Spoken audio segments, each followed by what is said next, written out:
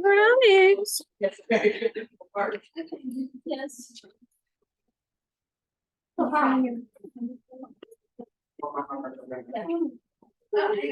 Yeah,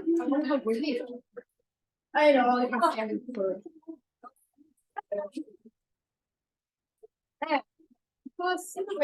Carlos, Nico. Oh my. Yes, that's awesome. Yeah. About to get more awesome, man. Wait till you see. I'm very proud of these wraps. Thank you. How many do you know? Emma, do you want your, oh, there you are. I was gonna say, do you want your corns? I'm screaming for you. You're right in front of me. It's actually the way was it just it's okay, you saw my, you know, Very cute, right? yeah. These were AI generated again. Yeah, right? they are. Yeah. You can have to make them from scratch with a glove they found, he found on the floor for his Here head. you go. There you go.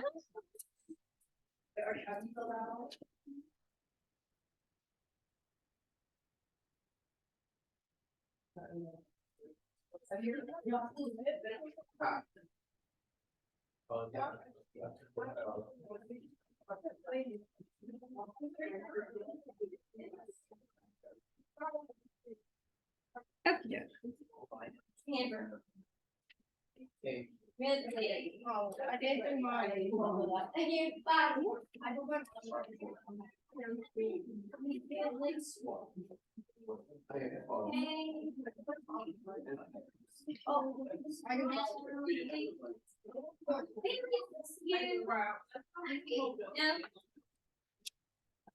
Anybody playing this rat?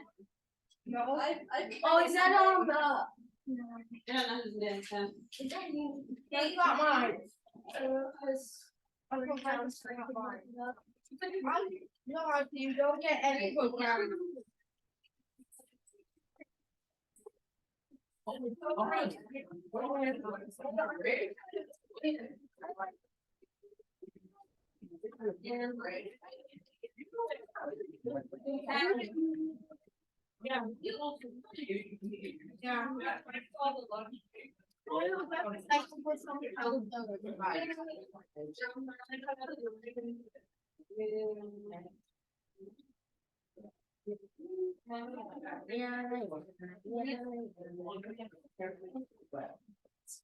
already.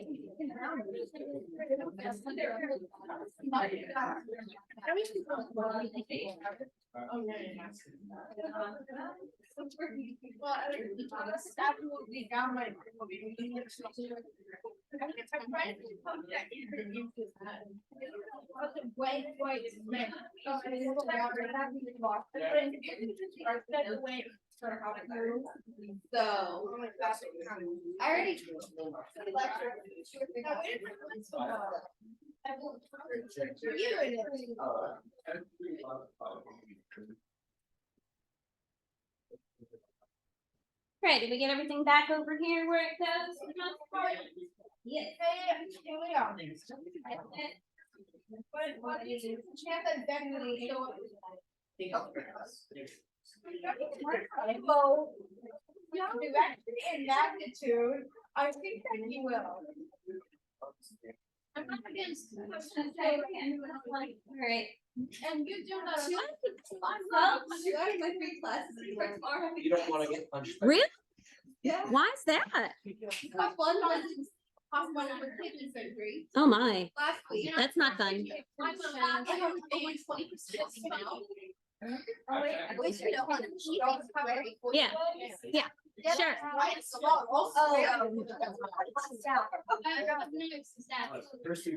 let's get started. So you are now going to get to see all my amazing artwork of Newtonian rats that are AI graphic generated. So feel free to giggle at them. They're ridiculous and cute. So yeah, I'm having way too much fun. So here's our first little Newtonian rat. Yay. All right, let me make sure these guys are getting out the front door, okay? Hey, y'all, keep the volume down right there, right up here on the tongue. It's the whisper. Okay. Here we are. So it's noon actually, and hey, Gunter's right for once. That cuckoo clock, man, he's a problem, but he seems right today. All right, so forces in motion. We're starting our getting into like some of the real physics stuff, right? This gets fun.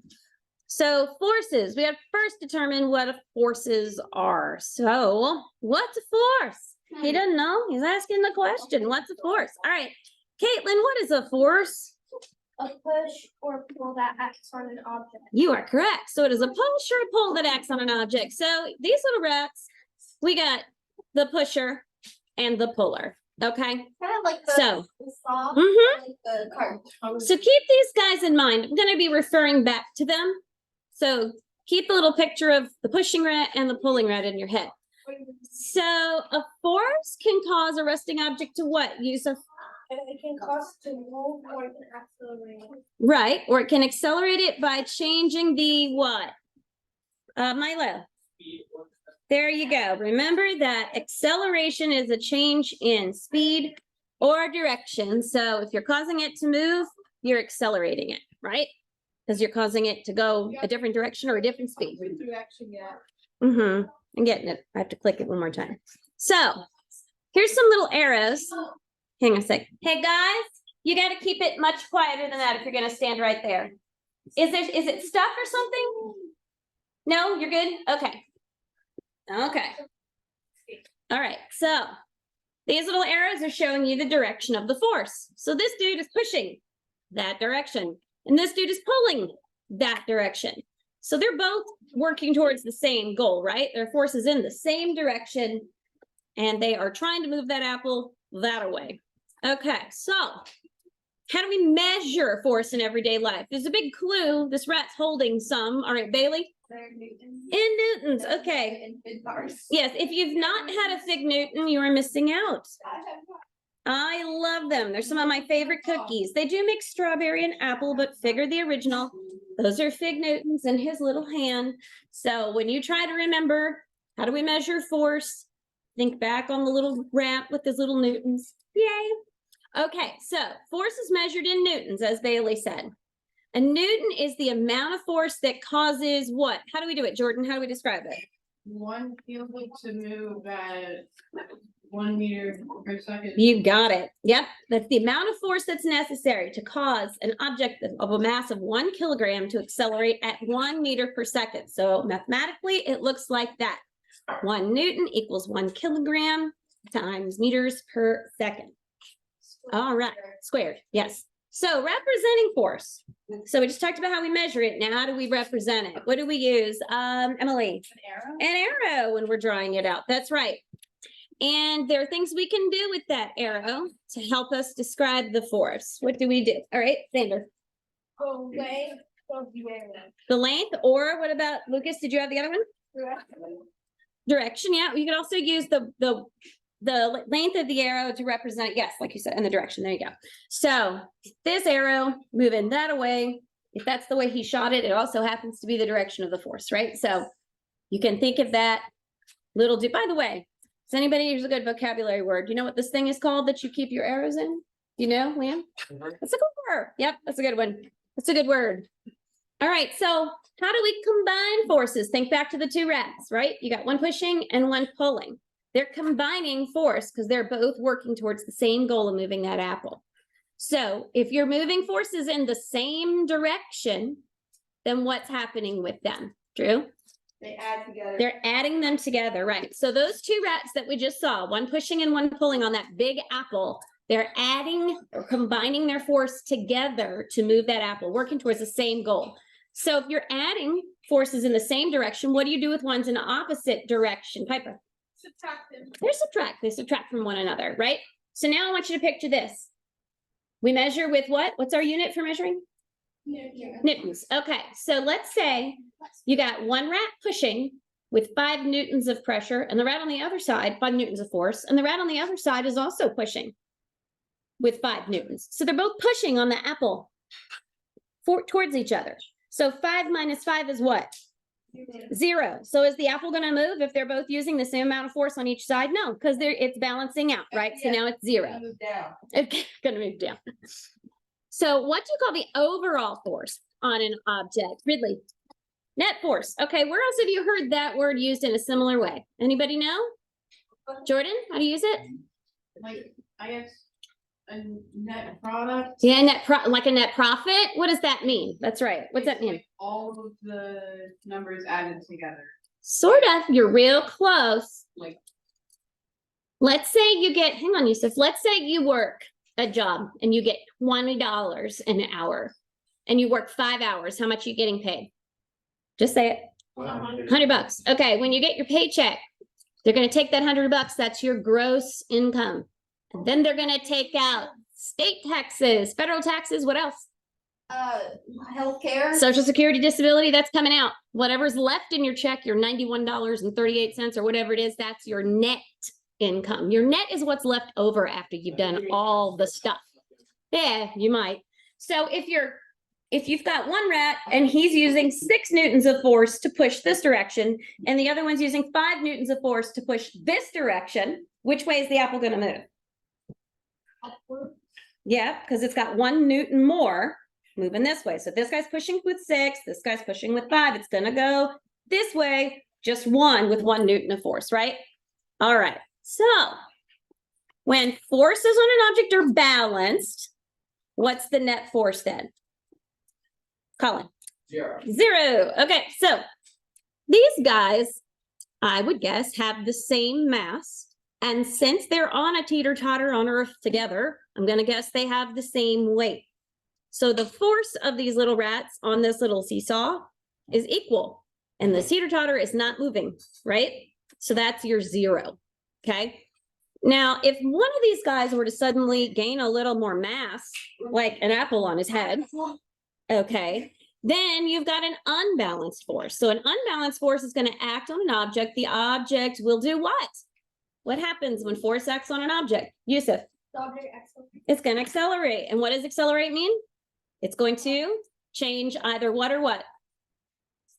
Bailey, speed or direction. Right. Okay. So in this case, we changed direction. Whoop, down he went. Why am I using apples in this slideshow? Because, Drew? Isaac Newton, what?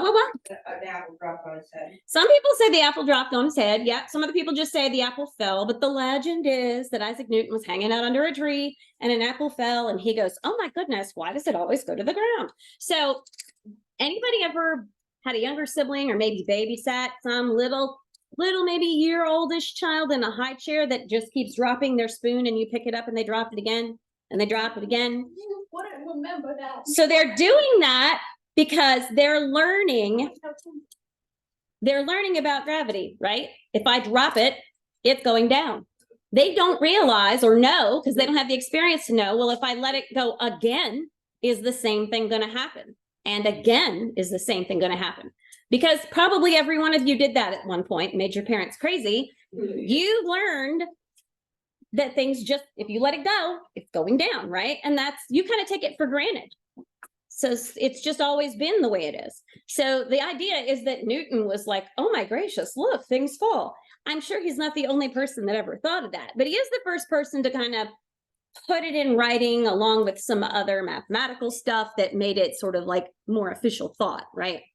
More well understood process. Okay, so now we have friction. All right. I got to say, this one's probably my favorite. She's just way cute. If you've ever gone down a slide like that, you might have that expression. It can be a little scary. Head first, right? So we have different kinds of friction that we have to consider when we're talking about forces and motion and acceleration.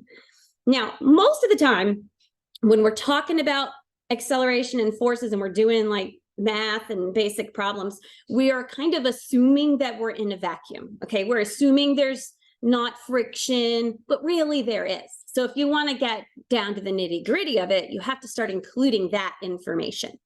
So what's a force that opposes motion, Caitlin? That's friction. Okay, so it's going to oppose the motion of objects that touch each other as they move past each other. Sometimes they're not even really moving. So all moving objects are subject to friction, but so are static objects, which we'll talk in a second. So we have different types of friction. So we're going to look at them. All right. This is what everybody is experiencing at the moment. Yusuf, what's this? This is static friction. All right. Are you moving? Is your butt moving, or is it mounted to a chair or something? Hopefully it's stuck to a chair or something. Or if you're standing, your feet are stuck to the floor. That is static friction. If you were standing on ice, you might not be able to keep your feet as steady as you would if you were standing on the carpet or the grass, right?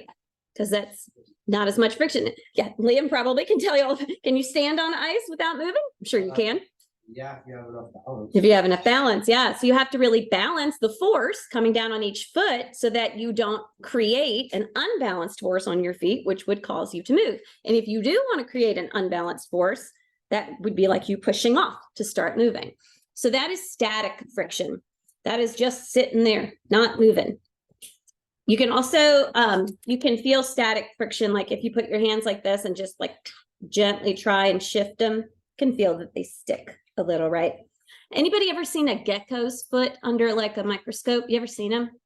So they've actually used the way a gecko's foot is textured is what allows it to like climb up glass and stick to stuff, right? So they've actually used gecko's feet and that sort of that concept to create, you've probably seen it, but they're like some silicone things now that you can stick to stuff. They stick, but they're not, they don't have glue on them. They're like, they make medical silicone like that, a couple other things. And really it's just got a super, super fine texture that allows it to grip. Yeah. What kind of friction is this? You doing that sticky thing? Dang You're trying to get it. static. Just right, you can get. Yeah. So anyway, that would be static, but you're trying. All right. So what's this? Okay, Liam, this one's yours. What kind of friction is this? She's pushing along the ice. So she's, you got it. Slide. Yeah, sliding. Okay, so sliding friction here.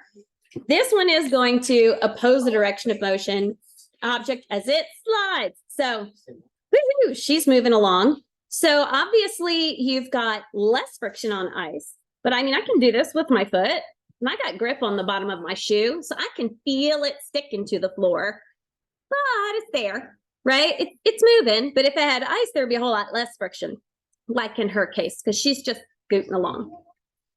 So what's this kind of friction, Chloe? Rolling friction. All right. That's rolling friction. So this is why if you were to, so something to consider. All right. When we get talking, we're going to talk about conservation of energy and all that kind of stuff, conservation of momentum. But in a system, right, if you have a car and it's been driving down the road long enough, the tires get warmer, right? And they're getting warmer because friction produces heat. You know, Mr. Miyagi, you've done this one, right? You've all seen that. Tell me you've seen that. You've seen Karate Kid where he slaps his hands together and he makes it warm and then, yeah. What did that skateboard get in a car accident or something? What happened to the very left of it? The where? Oh, the skateboard? Oh, no, it's just the angle. It's AI not knowing what's up. It's so she doesn't fall off. All right, and what's this kind of friction? All right, Emily? Fluid? That's fluid friction. Okay. So this is fluid friction, and it's also a type of resistance, right? So in this case, this is a type of fluid friction, but it's through air. And yes, that's air resistance. Okay, so air resistance and fluid friction are very similar. You ever seen like water aerobics classes? Okay, so why are they exercising in the water instead of on the ground? Yeah. You have to use more force because of Right. You have to use more force or more energy to move your limbs through the water because there is some fluid friction and that causes some resistance. The other reason is because it's less stress on your joints. There's no pounding from, the gravity. Like if you're running, for example, gravity is causing a lot of pounding on your knees, your hips, your ankles, that kind of stuff. And that goes away when you're in the water. It's not as big a deal. So did you have a question or were you? I was trying to answer that one. Oh, somebody answered it already. So yeah, air resistance. So air resistance. So think for a minute about the way race cars are shaped and the way airplanes are shaped. What's the purpose of aerodynamics, Jordan? If you kind of like catch less air, so the air doesn't like push against you as much, then there's not as much air resistance. That's good. That's a good. What were you going to add? Because if you look at something like a parachute, Mm-hmm, it's like this. Yeah. It's at the air mm-hmm, inside, but when you look at things like planes or race Mhm. cars, Mhm. stuff like that, supposed to cut the air. supposed to cut the air. Okay, that's a good way to put it. So what are we trying, when we have, let's say an airplane, the shape of an airplane versus the shape of a parachute, what's the difference? What's coming in contact with the air? Pepper, you gonna say, no? Lucas, Xander, somebody, Yusuf? So the parachute, it catches the air beneath the thing, Mm-hmm, but when you put in an airplane, it Yeah. just flies Yeah. through the wind. that's what Drew was saying. So, James, Parachute is concave, so the air Mhm. is caught inside of it. and That's the true. air- So then it's what air resistance. The Yes. plane is for like. shape. yes, okay, so concave and cone shape. The plane is punching a much smaller hole in the air than the parachute. That's a good way to put it. So also think about surface area. So think about the front end of a bus. It's a lot of surface area, right? That's a lot of surface area coming in contact with friction head on. So you get a lot of air resistance. And then compare that to the front end of a Lamborghini. Different purpose for those vehicles, right? Less surface area contacting that wall of air in front of you to cut through. So you're reducing the friction when you reduce the surface area that the friction can touch. That makes sense, right? So gravity, where does gravity come in with all this? Yes, I know she's cute. You have to giggle at her. She's so cute. So yes, gravity. All right. Like, They're both there. She's got 2 feet. She's got 2 feet. Okay. So gravity is the force that acts between any what? Colin, Two objects. any two objects, right? Like this penny and this quarter, any two objects, okay? Doesn't have to be Earth and something else. So any two masses, really. Earth's gravity acts, ooh, Emily. Downward? Yeah, so Earth's gravity is acting how we refer to it as downward or towards the center of the Earth. That's why when the baby drops the spoon off the high chair tray and it hits the ground every time. Because you've got gravity pulling towards the center. You guys good back there? Cool. All right, now, here's our parachute. How funny that we brought that up. All right, so gravity is causing objects to do what? Okay, Lucas. accelerate backwards. Accelerate downward. What's accelerate mean again, people? Say it. Changes the direction. Speed or direction. Okay, so it's actually kind of doing both, right? You ever seen a skydiver jump out of a plane before their parachute is deployed? Right? So in that case, they're falling. They got free fall. Remember we talked about free fall? Does anybody remember it? Yeah. What's the number? Really, Very good. 9.8 meters per second where- squared, right? Okay. So yeah, free fall. And then suddenly hey, Drew, did you open that window over there early? Yes. Would you close it, please? It's like 88 degrees outside. What are you doing? So anyway, you're gonna bake Ridley over there with the sun right on. So anyway, as you're free falling and then poof, you open that parachute. So you've already changed your direction when you jumped out of the plane, and now you're changing your speed too, right? Okay, so gravity causes objects to accelerate downward, whereas what acts in the direction opposite? Caitlin. Air resistance. Air resistance, right, is going to work in the direction, click, come on, there you go, opposite that motion, and it's going to reduce your acceleration. So obviously, if you have a big poofy parachute like this, and it's got more surface area, and it's concave and traps all that air, it slows you down. So what do I want right here, do you think? Acceleration is 0. Colin. I'd like to say, realistically, Mm. a parachute that size isn't gonna do nada to slow you down. I'm going to pretend that it's way far up and much bigger. It's perspective. All right, Lucas. Terminal velocity. There we go. Terminal velocity. Okay. This is when your acceleration is at 0 and the object continues falling at a constant rate. So in this case, it's talking about acceleration as a change in speed. You have reached your max speed. This is as fast as you can fall. This is a constant rate. Okay. And you're falling, you're not picking up any more speed. You're just falling at that constant rate. So that is terminal velocity. I think Drew mentioned terminal velocity last week or the week before. He brought it up randomly. Yeah, but that's the point. Okay. And you can avoid terminal velocity by deploying your super cool steampunk parachute, and it will protect you as you fall with your cool goggles. Yeah. So this is a fabulous video. I mentioned this to you guys last week, I think, and I found it. Yeah. So this is a great video, if it will play. Okay, this is a great demonstration of gravity. It wants to play from the middle and not the beginning. Okay. Then space. The mass in place of space, warp space time, and objects are not feeling a force of gravity, they're just following natural curvature. And so this is a sheet of Lycra. Where do you get this? This is my old white shorts. No, there's literally a spandex.com. You can get a sheet like this, you buy the stable stuff, so you don't care what it looks like, right? For like $20, maybe less, depending on the stable.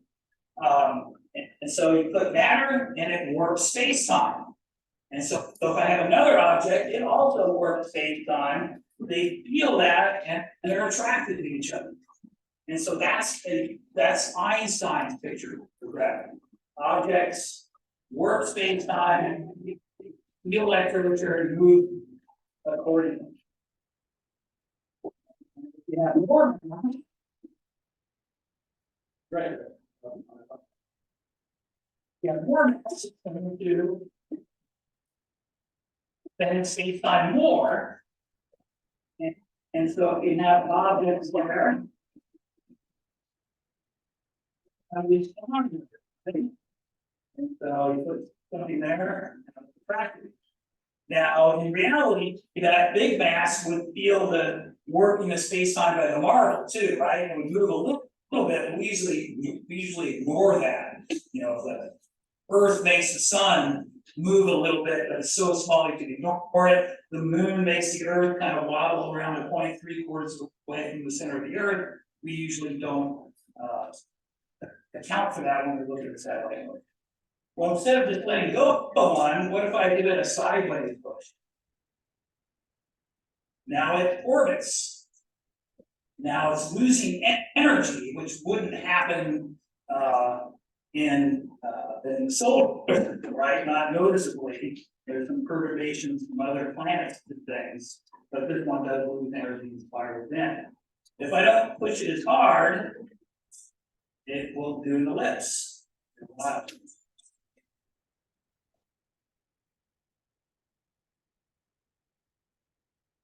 So one of the things that taught you was this. Is when you study the solar system, whole thing is only inside of the planet. So God is going to far into Earth. It's above and below the solar system. Which way is clockwise? It's going to go in the same direction. Actually, what the answer is, it wasn't. Different directions. But there was a preferred direction. The physics it formed from had a slight preference one way to another, and things going the opposite way got eliminated. And when it's all said and done, everything's going the same way. That was 90% of the time.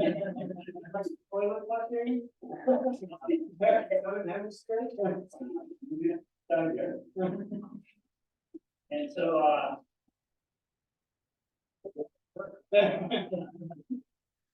and so I have slightly more in one hand than the other, but I don't consciously do that. You want to give them so they spread out a little when you throw it. Because they're colliding with each other that you. The one going the wrong way get eliminated. Now, there also would have been, this is where this analogy breaks down, it's another dimension, right? But those things are out of the plane also, that weren't near the preferred plane also got eliminated. And so that's kind of cool. Now I just use a PhD set simulation called My Solar System. And so they've seen all this on the computer. And when we do this during our special relativity unit, they're like, hey, it's just like the computer. That's kind of cool. It's stretched to Lycra models things since I feel like it's similar to the computer. Now, some things we discovered using this. Oh, that is two larger marbles, might have written them out. But they bend space-time too, right? And so maybe you can get one thing to orbit another. See the little marbles orbiting the bigger marble as they orbit together? So maybe, That is very cool, yeah. and so you can see that this seam, you can't buy a micro this big. You get it in rolls and you have to sew it together. I've been told to use stretchy stretchy thread to sew it together. And so next time I do it, I'll do that. Because it folds. And so just a little bit of thread fixes it. And so in the morning, when I first set this up, against the table underneath fixing holes from last year, my principal walked in. And I hear somebody in the room, and I'm underneath. He's on the middle sewing it out, and then he's looking around for me, and he kind of knows somebody's in the room. He's, oh, there you are. He goes, what are you doing there? And I go, I'm repairing a rip in the fabric of space-time. Oh, and you get to see that. Another thing is, you probably see a plastic one of these, right? The Discovery Center, Children's Discovery Museum, and San Jose had one, Exploratorium had one, sometimes they have the shopping malls, and you put money in it. But one thing you can't do with those is put two masks. And so when we went to the moon, when we first started, we sent our spaceship on what are called free return trajectory. So they would go to the moon, this is part of it, and they would come back in like a figure eights. And so that lets you show, now of course the moon's a lot smaller, but if you look at the Bless you. of the free return trajectory back from the Apollo program, you'll see it has a figure eight sort of shape. And so this takes a little bit of practice to be able to do the figure eights. These clamps around here, you can adjust it to make it tighter if it's not working. So Steve and I, when we set this up in the morning, we played around with it, and actually, I think it was working better than all of it. Not easy to do. I did that 100 times, it wouldn't go. I'm sure it wouldn't go. One year kid read some stuff about the dark energy, energy goals. That's oh, it's needed. So I'm just saying, the energy is that makes everything come apart, right? And so dark energy would be goes apart rather than focus. Working dark. And so I go through that spiel, maybe it takes me 10, 15 minutes, talking with the kids, stuff they're not familiar with. And then I just let it play. And so that's where we discovered the Earth Moon thing. Is I just let it play, and they're like, Mr. Burns, come over here, look. And they're all excited because they discovered that. Oh yeah, it's done. Wow. And so there's, you know, and I just remind you other things they.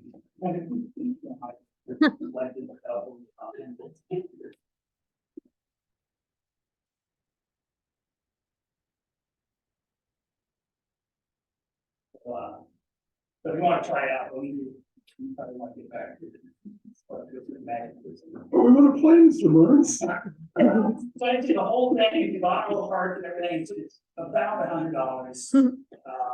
But one of my favorite days, so you're gonna do it Monday, right? So you didn't do it. But just do it once and you'll be hooked. And it will take a little bit of.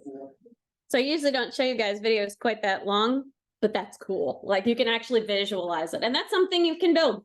Clearly, you can build a smaller version of it with like a hula hoop too. It doesn't have to be quite so big, but since he's throwing marbles, it helps to have a little more space. Yeah, he does. Because now we're talking projectile motion. Okay, so this is when you are shooting things, throwing things, catapulting things, right? So you ever seen those human cannonballs at the circus? Yep, well, that's projectile motion. So projectile motion is that should say then, I think. No, yeah, when, that should say when, not then. Motion of a falling object that's what it should say. The motion of a falling object after it is given an initial forward velocity. So the combination of an initial forward velocity and the downward vertical force of gravity causes the projectile, which is the cannonball rat in this case, to follow what, Caitlin? A curved path. So this is like when you throw a ball, right? It's going to go, it's not going to just keep going forever. Even a projectile fired from a gun will eventually hit the ground. What if it's a laser? If you fire a gun, well, that's not a projectile really. If you fire a projectile straight up in the air, it's going to go up and come down. You're just going to have a much steeper curve. You ever seen people that celebrate by like firing guns in the air? You ever seen that? Sometimes it's different cultures, different countries. Bad Sometimes idea. it's like right here. Bad idea. There was about 5 or 6 years ago in Atlanta, it was locally, there was a New Year's Eve church service. And these people were in the New Year's Eve church service with this little toddler. And somebody outside was, woo, happy New Year, shooting off their gun, came back down through the ceiling of the church and hit the kid. And they had to do the math now to figure out, well, about where was this fired from based on the fact that it came in with enough force to actually injure and kill a person. So it's not like it just fell pink. It was coming down with a decent amount of force, which means it had to be pretty high. So based on how high it was, where's the radius in which it could have come from? Right. So they could determine what areas to look in to find out who was responsible. I don't know if they ever did find who was responsible, but they were working hard trying to figure that out. When we watch our movie on Christmas after our midterms, it's October Sky. So it's about rocketry. And there's a whole lot about projectile motion in rocketry and trying to determine, like they have a model rocket and they can't find it. So they have to try and determine where it is. And they have to use all the necessary math to predict where to go get it. Yes. When you shoot a gun in the air, you usually supposed to dry fire, not actually load it with a bullet. I mean, sometimes it's not good to dry fire guns. It can cause problems, but no, you shouldn't shoot anything into the air really, unless it's a Nerf dart. That's not going to hurt anything, but you don't know. So let's talk about some really cool dudes for a minute, okay? Some really cool dudes. These are our cool dudes here. Oh yeah. So our first dude, Yeah. he proposed that force is required to keep an object moving at a constant speed. Bailey, who have we got here? Not Newton. Aristotle. Look at that. Look at this. Look at, he's in a toga. Okay, he's ready for a party. Yes. All right, now who concluded that objects not subjected to friction or other force will continue to move indefinitely? Who's that, Jordan? Galileo. Galileo Galilei. Yep. Okay, now what's the next little line mean there? The next thing I said. Figaro didn't get married till 1786. What's the reference between Galileo and Figaro? Caitlin? Galileo. Yeah. Galileo Figaro. There's a Bohemian Rhapsody joke in there for you. Figaro is the subject of The Marriage of Figaro. It's a Mozart opera. There you go. So who's the last dude here? Built on the discoveries of the great scientists before him, defined mass and force, introduced laws of motion, published his results in Philosophiae Naturalis Principia Mathematica. Who is that? Yusuf. That would be Newton. Okay, now I have, should anybody want to look at it? Some of you actually used it today for your math. That is in Principia. That's Newton's book. Translated into English, you can find it real easy. It's on Amazon, $20. And if you look through it, if you thumb through it, first off, this is a lot of writing. No typewriters, no computers. That's a lot, right?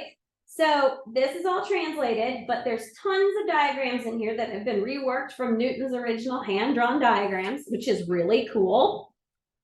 So he's got all this good stuff here, and all of his formulas and all of his proposals about laws of motion and whatnot is all in Principia. So that's his book. Yes. Did they have pens or pencils back then, or was it a quill? Yeah, it was quill, I'm pretty sure. So yeah, so he's got all kinds of stuff in here. It's pretty interesting. That's a lot of writing. I have one other like scientifically significant book copy, and that would be this one. What's this? Charles Darwin. This is Darwin's book, right? This is Darwin's groundbreaking book on natural selection. So this is Darwin's book. Both, this one translated to English, both published. You can find copies of them. It's not hard, but it's interesting. So yes, this is Newton. This is our last dude here. All right, so let's think a little more about them. Let's put them in perspective. So Aristotle was born in 384 BC in Greece. We don't have an exact date. They probably didn't keep exact dates, but we know he lived in Greece about 384 BC. Now, he was educated at Plato's Academy. You know who Plato is? Yeah. Plato's what? What's Philosophy. philosopher? Yeah, Plato. All right, so we got Plato's Academy. That's a good place to be educated. And he died sometime around 322 BC, which made him 62 years old. That's pretty old for somebody that lived in that time period. He died before. No, BC goes backwards, right? So you have to count backwards. So yeah, so he died when he was 62. So most people in these time periods, all these historical time periods, actually, you know, you got married when you were 15, 16, you had your babies at 16, 17, 18, you died when you were 50, 60 if you're real old, right? Yeah, sometimes. Yeah. I mean, diseases right and left, not to mention that there just wasn't like anything to extend your life.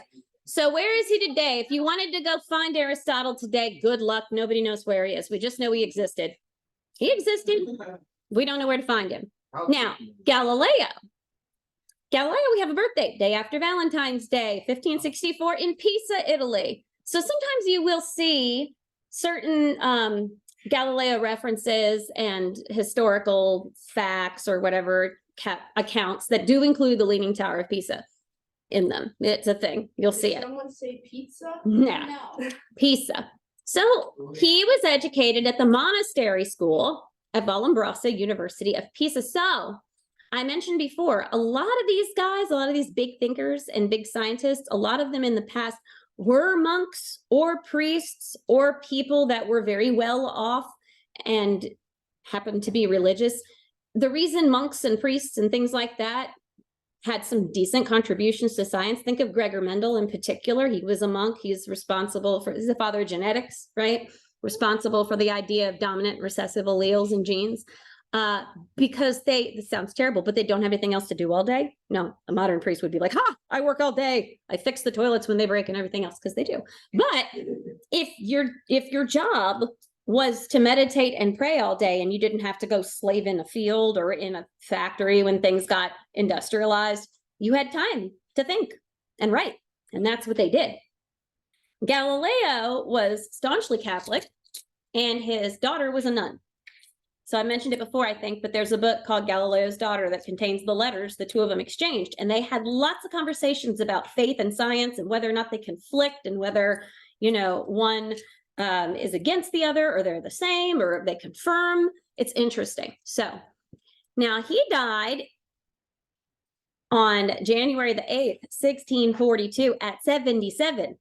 That's also very old. Very old. These dudes, these smart dudes lived a long time. Maybe they thought about not doing dumb stuff. They didn't win Darwin Awards because they're smart people. So yeah, he lived a very long time. This is old. And if you wanted to find him today, you could. He's in Basilica di Santa Croce in Florence. So he's still in Italy. Born in Italy, still in Italy. So he can be found. You can go see him. Now Newton. He died 1 month before my birthday. I hope not 1642. Now look at these dates first off. Now you've got Europeans living in the Americas here, but we're not even a country yet. These people existed before we were a thing, right? Way long ago. So he was born in Lincolnshire, UK, and he went to Cambridge and Trinity and King's School. I'm not sure about King's School, I'll have to look it up, but Cambridge and Trinity still both exist. You can go to both of those schools today. Aren't both those like old castles? They look like castles. Yeah, they're very like Gothic. The beautiful campuses. It's like Oxford, Cambridge, Trinity. These are the big King's College. These are the old ones. Yes. I was for no reason at all browsing castles, Mm-hmm. and some of them cost the same as a house currently. Some of them what? The same? Cost the same amount as a Oh, house. cost the same amount? Yeah, it's interesting. You can, some of them are just in such disrepair that, yeah, it's terrible. Actually, this last weekend, I was introduced to, there's like a priest conference. There's priests again. There's a priest conference this weekend, and our priest has a friend priest from the UK, from Walsingham, which is Norwich, sorry. He came over. His church was built in the 1500s. And I said, well, at least your mortgage is paid, because ours is not in our fairly new building. And he was like, oh, but it costs $250,000 a year just for maintenance. So $250,000 just to maintain the church, because it's falling apart, because it's from 1500s. So that's pretty cool. So anyway, and he died March 31st, 1727, a very, very, very old man, 84. This is like ancient. So these guys are kind of like sages, right? Now, does anybody know where to find Newton today? Where is he? Westminster Abbey. He's in Westminster Abbey. You're correct. So if you were to go to Westminster Abbey and take the tour or wander around yourself, you would see Newton's grave. So that's where to find him. Pretty cool. And he was knighted, right? He's a Sir Isaac Newton. So we were knighting people then.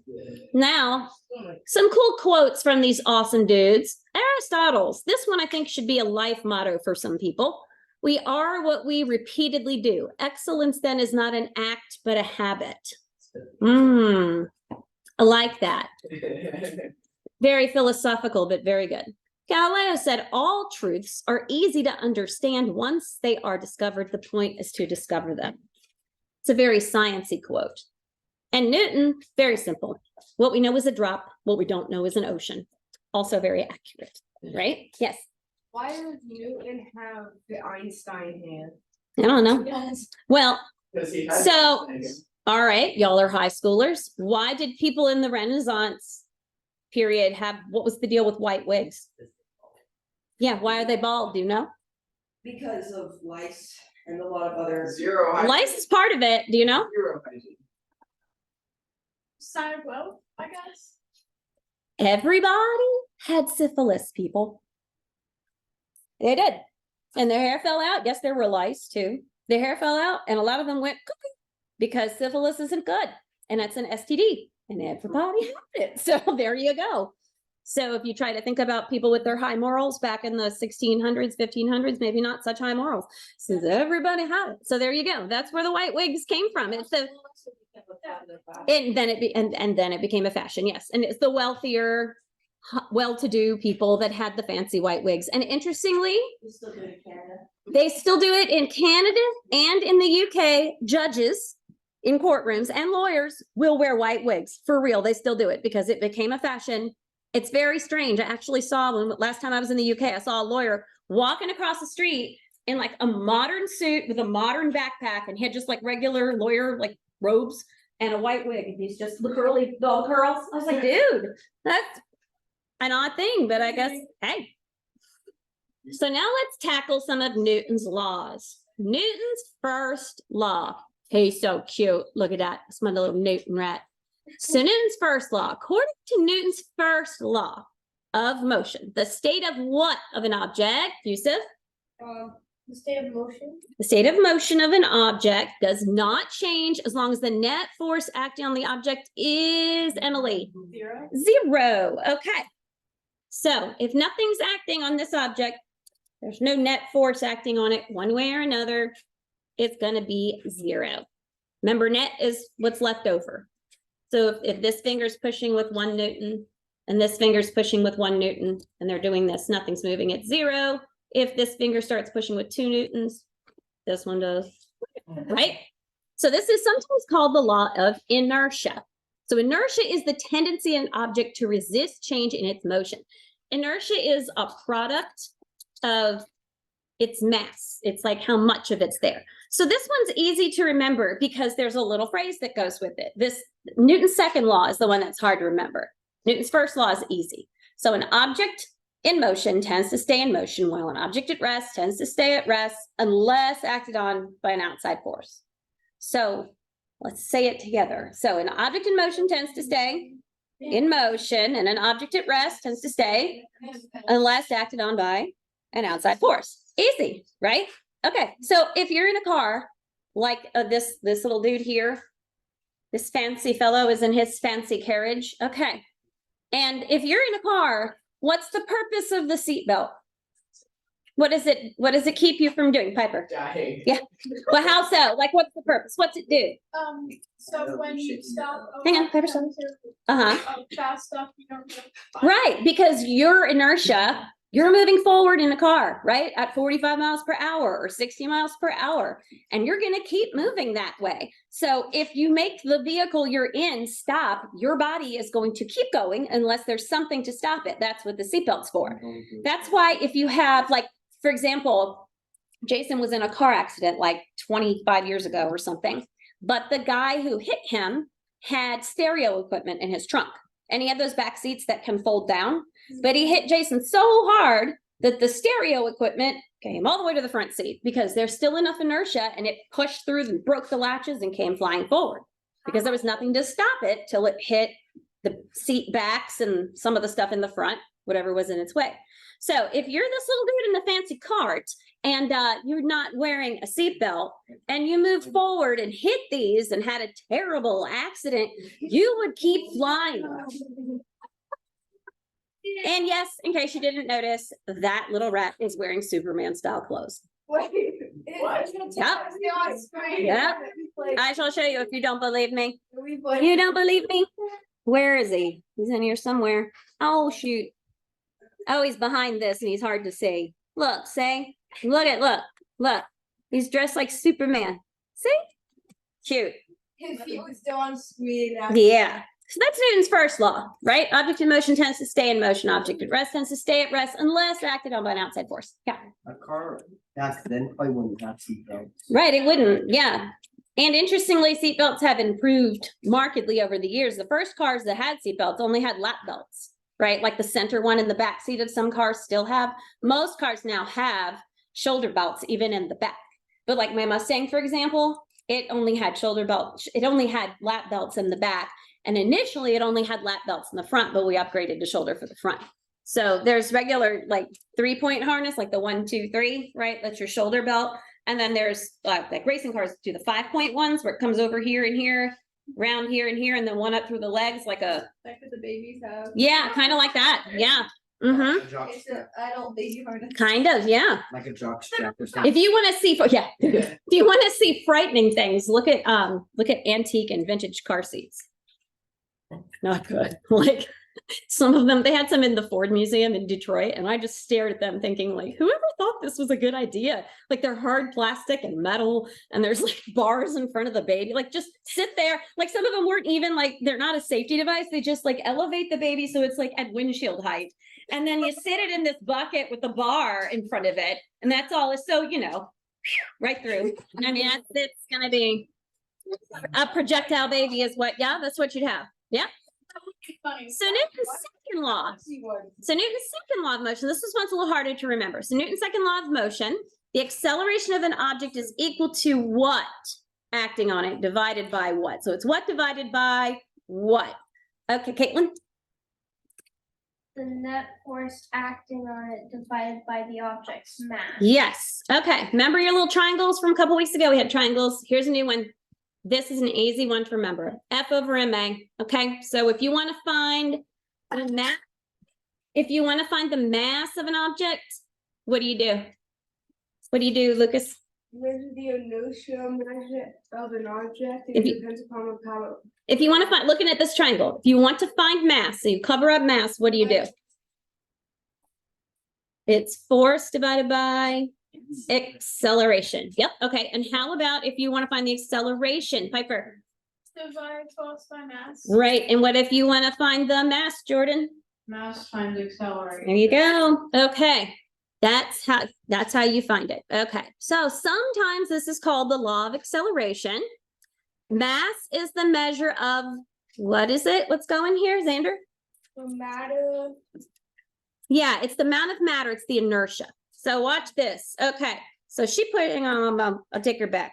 Keep an eye on her here. Okay. So she's pushing these buckets or whatever, barrels into this pile of, I don't know what. All right. And AI made all this funky equipment. I like it. So she's pushing this and she's using a certain amount of force. Okay. This is all the force she's got. That was easy. She could move it. Same amount of force, same acceleration. It didn't work so well for her. It jiggled a bit, but no luck. So what if she increases her acceleration by giving herself a little more space to run? Well, then she can do it, right? Because now she's increased her acceleration, and there she's increased her force, right? Because if this mass is going to stay the same, because her mass isn't changing, right? If her mass is staying the same, but she increases her acceleration, you're going to get a bigger number when you multiply these two. Therefore, her force is bigger, right? That's how you get greater force. That's why, you know, if somebody does this to you, you're going to go, ow. But if somebody comes from back here, gets a little more acceleration on that hand. Yeah, there you go. Exactly. So weight and mass. I like my chunky man. Listen to my chunky man right here. To do a chinchilla. So let me just say, this is kind of one of the creepy things about AI. Hold on, put your hand up. Is when I asked it to put the rats on a teeter-totter, and it had trouble doing that. So I had to like manually do that. But when I told it to put 2 rats on a seesaw or a teeter-totter, it kept giving me a fat rat and a small rat. Like it knew something about that was what I was getting at, but it didn't get it right. But that was one of the fat rats it gave me. And I thought, well, he's too good not to share. He's got jowls like a bulldog. So I mean, for real, look at his chunky face. Like, whoops, where'd he go? Hang on. Chunky. He's a chunky boy. And she's down here in her pantaloons like, hey, Uncle Chunky. So yes, the weight of, where'd he go? Shoot, I clicked him early. All right, so the weight is the force of gravity acting on an object, right? And mass is the measure of what, Emily? Inertia. Measure of inertia of an object. Very good. So how much stuff is in an object, or how much matter is in an object? So which of these 2 rats has more inertia? The chunky man, right? Because like little whatever, Priscilla, Persephone, she looks like a, I don't know, Felicity. She's a tiny little pretty dainty thing, right? She's only got but so much inertia. Yes. It's just like one of those inflatable Halloween costumes. It kind of does look like one of those. Yeah, for real. Look at the belly. Oh, funky belly. Anyway, she you almost pet it like, oh, so anyway, I just want to pick them up and throw them. the big gels. So you have to consider they're standing on some kind of a surface, right? So they both Standing on one. yeah, they're standing on something that we have to visualize. If they were standing on floor, he's got a lot of inertia and gravity is acting on both of them. So if the floor were to break, it's probably going to break below Chunky and go, and he's going to go shoot him down. So if one of these were a firefighter, this would not be he would not be the guy who climbs on the roof. I wouldn't give him that job. He can be the guy that's in the bottom of the fire. He holds the ladder. Yeah. Yep. Yep. There is a guy whose job it is to go on the roof and punch holes. That is a firefighter job, and it's a scary. Actually, it was my brother-in-law's job when he was like on a truck. Chunky did the job. Body slide on the roof. Yeah. So Chunky boy would be good for putting the fire out on the ground. Yes, When you look at this, the tail trailing behind it, it looks like Jabba the Hutt. kind of does. That's really If great. you want him to break through the roof, just tell him there's cake in He there. lives. Oh, yes. So Chunky boy and little not so chunky girl. Just remember, the more mass something has, the more weight it's going to have on Earth. Therefore, the more inertia it's going to have because gravity is acting on it. And not just that, but out of these 2 things, this is going to have more inertia than this, right? Because it's heavier, it has more mass. So to push them, this is going to require more force for me to make it stop resting and put it in motion. Whereas I could flick this one and it would come flying at Bailey or something. So I'm not going to do that. But yeah, it would come flying. Okay, now this is definitely a shorter lesson today, but it gives you some time we're not done, but I'm telling you, it does give you some time afterwards. If you didn't finish lab, you can work towards finishing it. But first things first, it's October. What does October mean? Tinker Day. So for those of you who are new, is there somebody who's been around that would like to explain the magic of Tinker Day? Okay, Bailey, go for it. So it was, Wait a minute, listen to Bailey. it was something at like for college and, okay, that's all I. That's something at the college. Okay, Drew, Okay, so, yeah, my mom is really patriotic about her college. patriotic about my college. So. That's not the thing, but okay. I saw Collins University is a college in Virginia, and they have a day, there's a mountain right there called Tinker Mountain. Let's think about And on their campus, there's a day that somebody, like the president takes the day. President picks it. Yep, And you're good, Drew. that's Tinker Day. It's always in October. Mhm. Basically, all the girls, because it's a women only college, all the girls, they get up, they eat, like wearing their pajamas, they eat donuts, What kind of donuts? Krispy Kreme. Only Krispy And Kreme, then they. correct? That mountain. Dressed as crazily as you can dress. This is the point. Okay, so it's someday in October. The only person who knows what day it is the college president because she decides. Okay, and she will call the dean of students and say, morning at like 6 a.m. It's Tinker Day. And the dean of students calls some senior whose job it is to go ring the chapel bell, which is you can see it and see the bells in there. There's an actual carol on in there, and there's bells. I got to ring it senior year. It was awesome. I had to pick a freshman to go with me. I picked some chick named Alexia that I met in some class. Anyway, she went with me.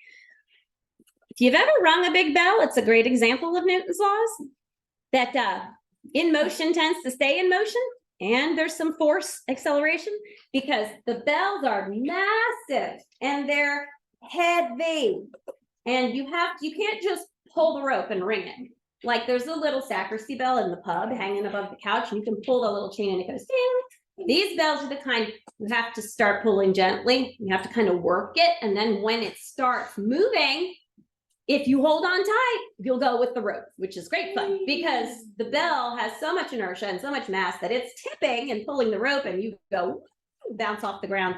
Great fun, but you got to hang on because it's a brick floor. It's not fun if you land on it wrong.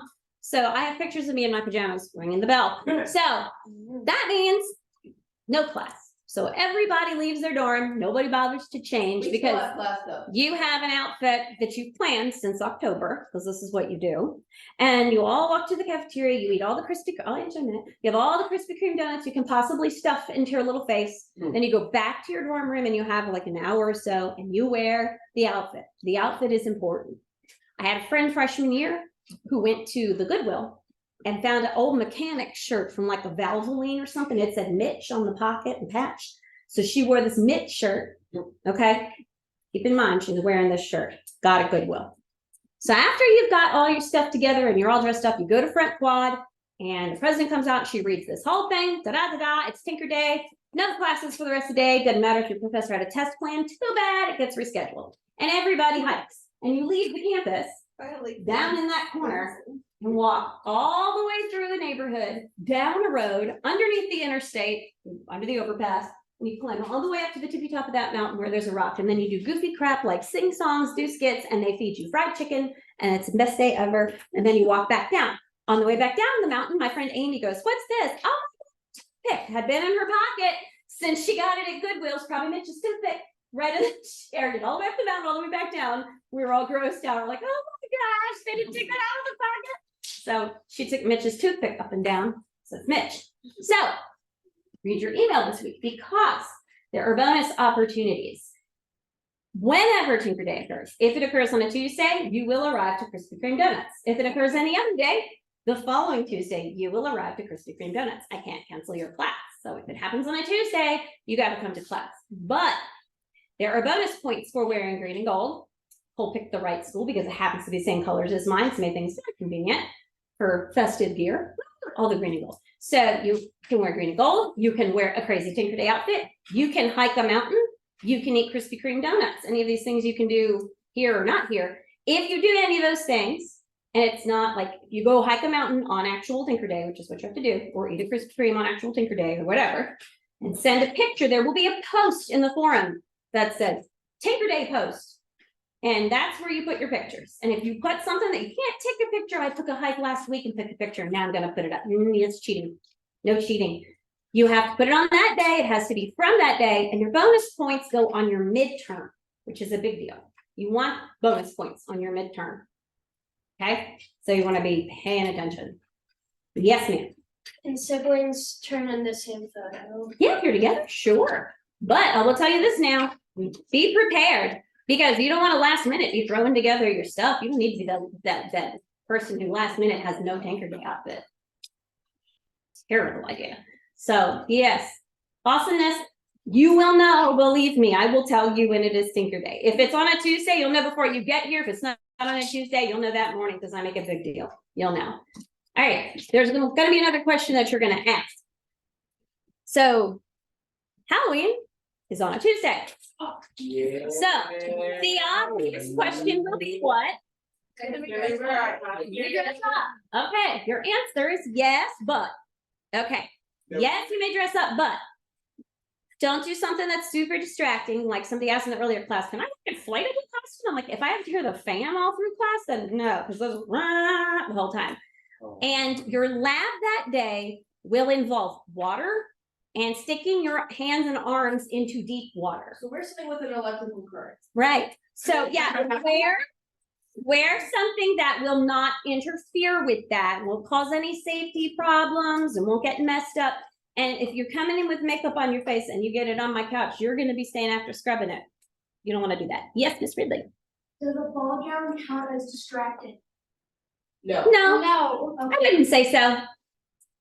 Yes, I have two questions. Yeah. One, why is Tinker Day in October specifically? Tinker Day has been in October since 18 something. Suit up my bike. It's been there for a long time, and it's in October because you have to wait until after the first frost so that the snakes are gone.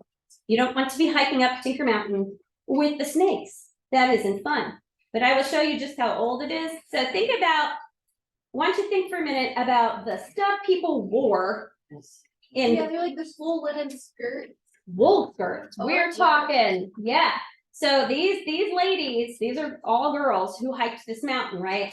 And they would hike this mountain in their full clothes, which included things like shoes with wood in the soles and like boots with wood and leather and full length wool skirts and all that business, because that's what they had. So that's how they went. Yes.